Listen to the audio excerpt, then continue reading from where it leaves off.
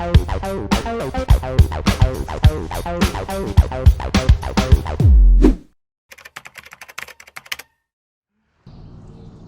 8, it's officially been 1 week since I've had the boat, and I am really happy with the progress. I've made a lot of work in 1 week. Now, I got the boat late. It's in May, and my charter season has already started. So I was able to clear out my schedule for 2 weeks, have my other captains run the trips. So I'm on a pretty short time period. So I'm real happy with the amount of work I've been able to get done. Show you what we did yesterday on day 7. We got the fillet board on the shroud installed. This was made by Boat Outfitters.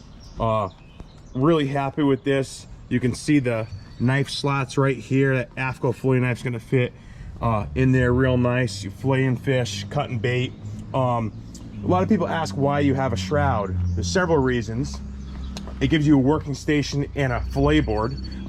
The other reason is that it reduces engine noise in the cockpit, and the final reason is that with the transom, even though you have this bulkhead right here, this shroud stops any water from ever coming into the boat. So even if you were reversing down in big seas, water can't enter the transom. So it really closes up your transom nice, and it allows the engine to be mounted right on the transom without having to be mounted off of a bracket or a Euro transom, which you lose space or it increases the length of your boat. So I really am a big fan of the shroud.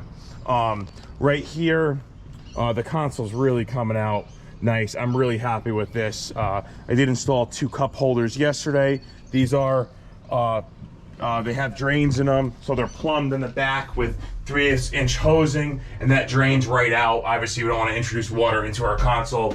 The batteries here came out really nice. These are the Dakota Lithium batteries, half the weight of a traditional lead acid battery. They're gonna last much longer, and we use the connect these. These are really nice. If you have to pull the batteries out of the boat, all they do is snap off. So that was really easy. And then we have our 60 amp Blue Seas breaker right there for the Minn Kota trolling motor. And we do have these wired in series, so this is 36 volts. So what these connect these do is, you know, they're you don't even have to think about it because they just snap in, but basically we have negative to positive, which triples the voltage, which gives us 36 volts for the Minn Kota trolling motor. So what we have here is the Terrova 87-inch trolling motor. I want to talk to you about placement of the trolling motor. So I'm really happy. This is really where you want the trolling motor to be. So there's a few key things to look for when you're mounting this motor. One is where the head of the motor is. I don't want the head coming into the boat because then I'm going to be hitting it. It's going to interfere with my deck space. I also don't want it overhanging over the rub rail, because then if I'm docking, I risk hitting something and possibly tearing the whole motor off. So I want it to lay right across the gunnel like that. I also don't want it to interfere with my anchor locker, so I still want to be able to open my anchor locker. I want to have access to this cleat if I need to get a rope on it, which I do. And then obviously we want to have clearance to get it in the water. So this is really the perfect position. I could still jump up here if I'm throwing my cast net, and the motor's not going to be in the way. And yes, the pitch wheels do still open just like that. We just wired in the Minn Kota MKR plug, and I highly recommend this plug. See it right here. I put it inside the anchor locker, so if we need to remove the trolling motor, this just twists off and unplugs. You can see under the gunnel here, you can't even see it, but it goes right in through there, and the wires are just tucked up under the gunnel and go back down to our batteries, which are under the console. Bilge. I mounted 2 Rule 2,000 gallon per hour bilge pumps and 2 float switches. Then I have 2 live well pumps on separate 1.25 inch high-speed pickups. So this is the stern live well pump. It's going to feed directly into the stern live well here. And this is also going to feed the washdown pump.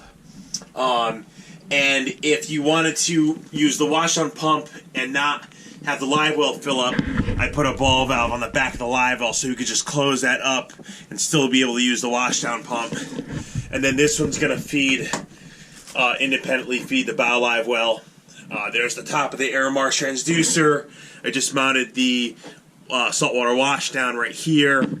And then over here I have the fuel water separator, which is going to feed in this boat there's 2 100-gallon saddle tanks, so it's a total of 200 gallons of fuel. So one tank will feed in here, the other tank will feed in there, and then this will go out to the outboard. Check out the bilge here. Really happy with the way this looks.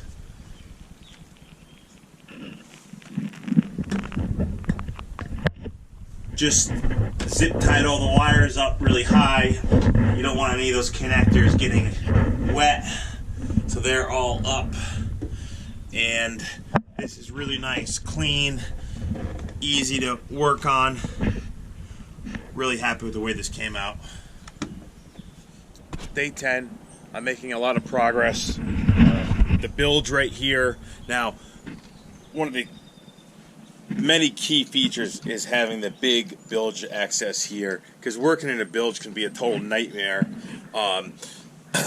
See, I wanted to keep this real clean, so my pumps are installed, 2 bilge pumps, 2 float switches. Now the battery switch is off, but I'm going to check our float switch, and they work. Your float switch should always work whether your battery switch is on or off. Our 2 live well pumps, everything is plumbed now. There's our saltwater washdown, and I installed the fuel water separator.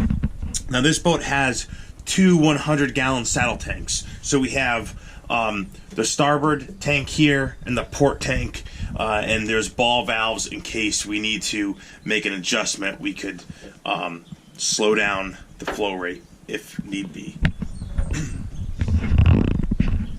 We have everything neat inside of our port and starboard hatches here. That's the engine cable for the outboard when that goes on. And just take a look up front here. Our electrical is coming out real nice. I really like the heat shrink labels here.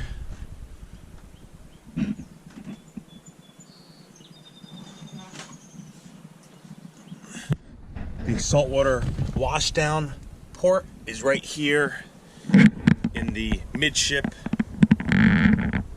and that was plumbed back to the pump in the bilge. Mounting the horn up under the gunnel cap, can't see it, and wired in